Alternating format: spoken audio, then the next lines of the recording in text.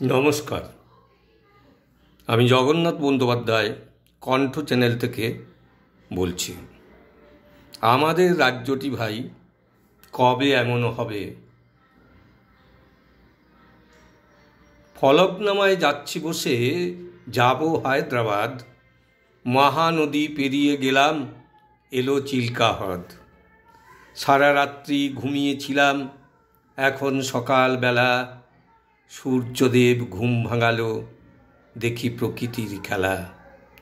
সহযাত্রীদের সাথে কথা বলি নানা ধরনের, কথার মাঝেই ফুটে ওঠে অবসাদ মনের।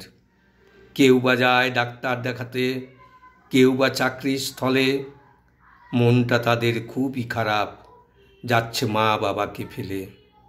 পশ্চিমবঙ্গ ছিল আগে সব রাজ্যের সেরা, এখন সেসব নেতা তো নেই, সবাই গেছে মারা। দেখো গুজরাট, হায়দ্রাবাদ, দেখো বেঙ্গালুরু, শিক্ষা স্বাস্থ্য শিল্পায়নে হয়েছে ভরপুর। আমাদের রাজ্যটি ভাই কবে এমন হবে? শিক্ষা স্বাস্থ্য উন্নয়নে দেশের সেরা কবে? নমস্কার।